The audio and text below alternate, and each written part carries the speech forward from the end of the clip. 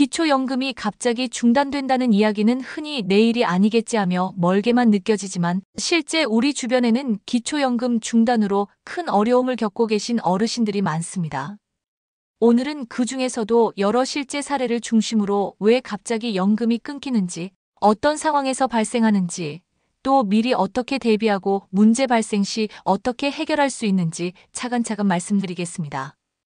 잠깐 그 전에 구독과 좋아요를 눌러주시면 영상 만드는데 큰 힘이 됩니다. 먼저 전북 익산시에 사시는 신평자 어머님 사례부터 살펴볼까요?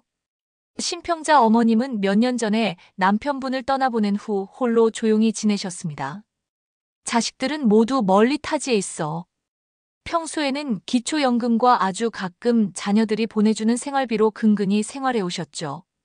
그런데 어느 날 주민센터에서 날아온 기초연금 중단 안내문에 큰 충격을 받으셨습니다.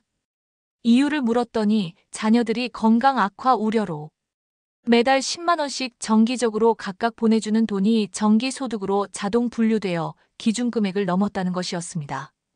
복지 시스템에서는 오직 통장 내역만을 보고 판단하다 보니 의도와는 다르게 선의의 용돈이 결국 연금 중단의 결정적 원인이 된 거죠. 신평자 어머님은 나는 평생 아껴서 산 사람인데 내 돈도 아니고 단지 아이들이 도와주는 생활비가 문제라니 너무 억울하다며 한동안 잠을 이루지 못했다고 합니다. 다음은 충남 논산에 계신 백상도 할아버지 이야기입니다. 할아버지는 평생 농사일만 하셨지만 농사를 짓고 입금된 금액 이외에도 겨울철 농한기에는 동네 사람들 부탁을 받아 단기 아르바이트로 소소한 용돈벌이를 하기도 하셨습니다. 지난해 겨울에는 15일간 모종 작업 인부로 45만 원, 친구 도움으로 받은 돌봄비 25만 원도 있었죠.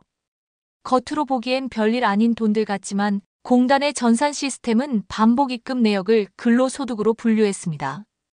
정확한 영수증이나 지출 증빙이 없던 탓에 할아버지의 기초연금은 무려 4개월치가 중단되었고 다시 재신청하여 복원되기까지 8개월이나 걸렸습니다. 할아버지는 농사지은 돈은 다 농약값, 기름값, 씨앗값으로 나간 돈이라 순수익이 아니었다며 억울해하셨지만 서류 준비와 증빙이 없으면 현실이 반영되지 않는 구조에 많이 힘들었답니다.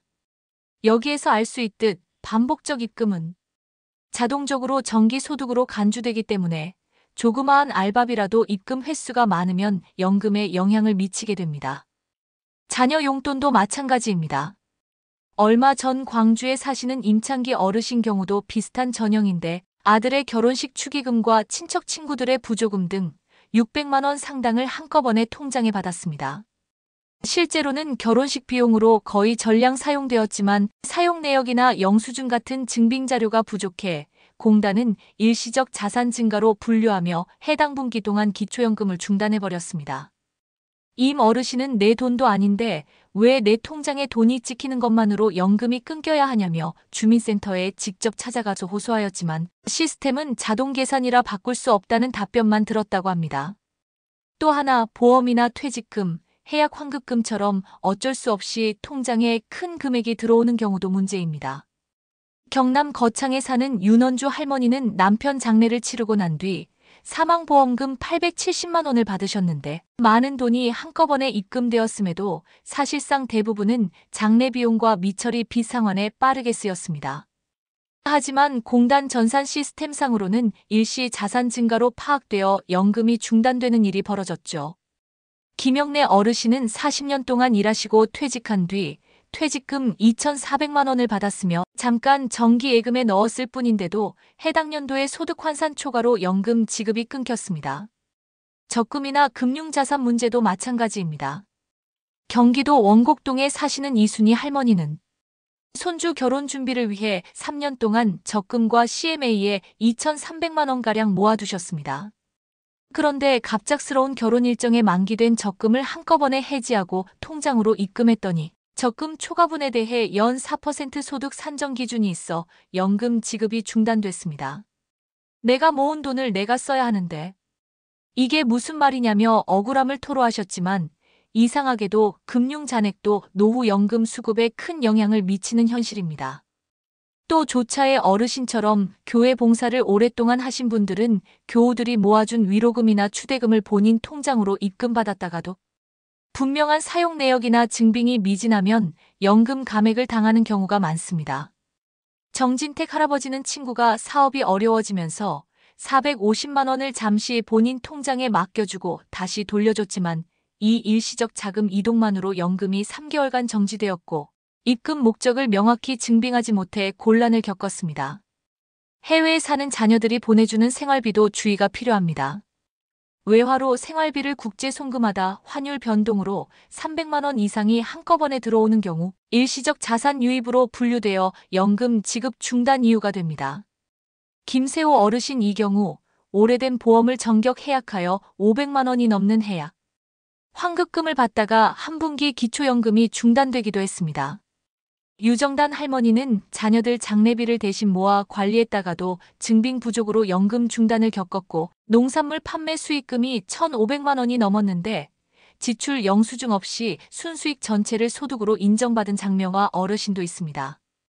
월세 일시 수령으로 재산이 갑자기 늘어났다고 판단되는 사례도 잦습니다. 임대인으로부터 500만 원 월세를 한꺼번에 받은 이순남 할아버지는 임대 계약서 및 지출 증빙이 미비한 탓에 연금이 중단됐죠. 가족 간 재산 분할이나 증여도 소득으로 잡히니 미리 주민센터에 신고해야 합니다. 박정순 할머니는 동생이 집을 팔고 나눠준 420만 원이 신고 누락되어 연금이 중단되었고 증빙 서류를 제출해 겨우 복구했습니다.